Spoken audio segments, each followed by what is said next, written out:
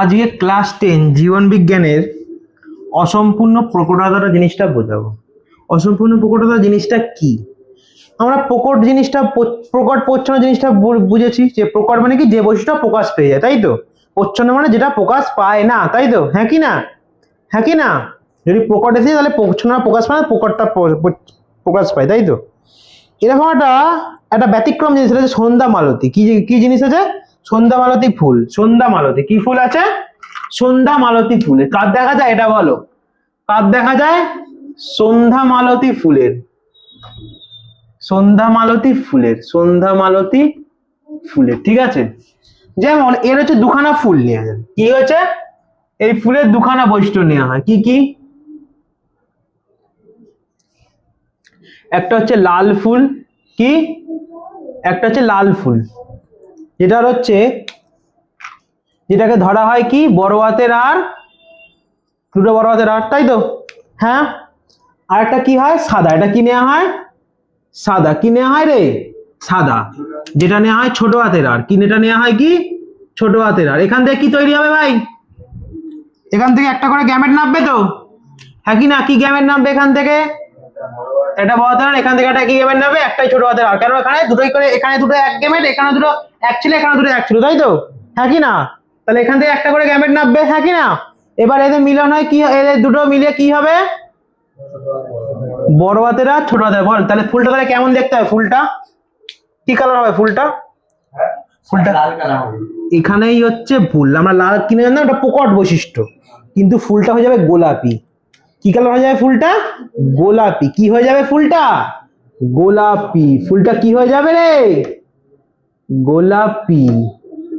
এটাই হচ্ছে অসম্পূর্ণ প্রকটতা। দেখ, না পেলো লালের বৈশিষ্ট্য প্রকাশ, না পেলো সাদা, একটা অসম্পূর্ণ জিনিস চলে এলো। এটাকে বলে অসম্পূর্ণ প্রকটতা। গোলাপি হয়ে গেল। এটাকে কি বলা হয়? অসম্পূর্ণ প্রকটতা। এটা কি বলে? এবার এই দুটোর মধ্যে এ করাবো, তাই তো, সংকর এ করাবো, তাই তো, হ্যাঁ কি না। তাহলে একটা বড় হাতের আর, ছোট হাতের আর একটা কি বড় হাতের আর, ছোট হাতের আর, তাই তো। কি গ্যামেট নামবে এখান থেকে? কি গ্যামেট নামবে রে? একটা বড় হাতের আর, একটা ছোট হাতের আর। এখান থেকে কি গ্যামেট নামবে? বড় হাতের আর, একটা ছোট হাতের আর। এদের মধ্যে তাহলে কি করে চেকার বোর্ড করবো, তাই তো, হ্যাঁ কি না। চেকার বোর্ড করবো, হ্যাঁ কি না।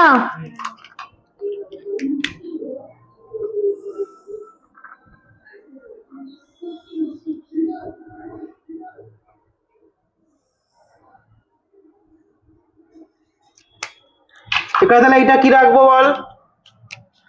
এখানে রাখবো হচ্ছে, এখানে হচ্ছে এইগুলো রাখবো, বড় হাতের আর, ছোট হাতের আর। এখানে কি রাখবো? বড় হাতের আর, ছোট হাতের আর। তাহলে কি কি হয় বল? বড় হাতের আর, বড় হাতের আর, তাই তো। এখানটা কি হয়? বড় হাতের আর, ছোট হাতের আর, বড় হাতের আর, ছোট হাতের আর, আবার ছোট হাতের আর, ছোট হাতের আর।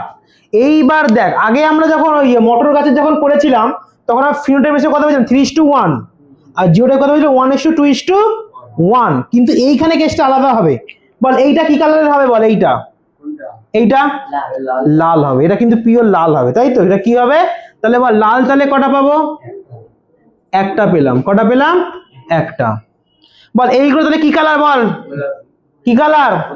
গোলাপি পেয়েছি। কটা পেয়েছি? গোলাপি। গোলাপি কটা পেলাম? দুটো। এবার এটা কি কালার? সাদা। কি কালার? সাদা, যেটা হচ্ছে একটা।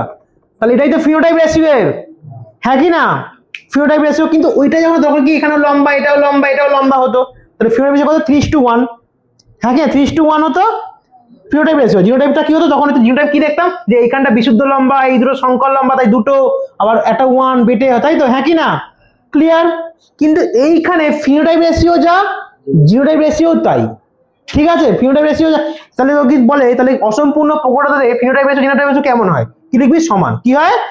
অসম্পূর্ণ প্রকটতাতে ফিনোটাইপ রেশিও জিনোটাইপ রেশিও কি হয়? সমান হয়। তাহলে কি বল? ফিনোটাইপ ইকুয়াল টু জিনোটাইপ, তাই তো, হ্যাঁ কি না। দুটো একই তো, হ্যাঁ কি না। একই রেশিও হবে তো, জিনগতভাবে এরকমই পেয়েছি তো, হ্যাঁ কি না। তাহলে কত? এটা কত বল? 1:2:1, তাই তো, 1:2:1। ক্লিয়ার? হ্যাঁ, বোঝা গেছে?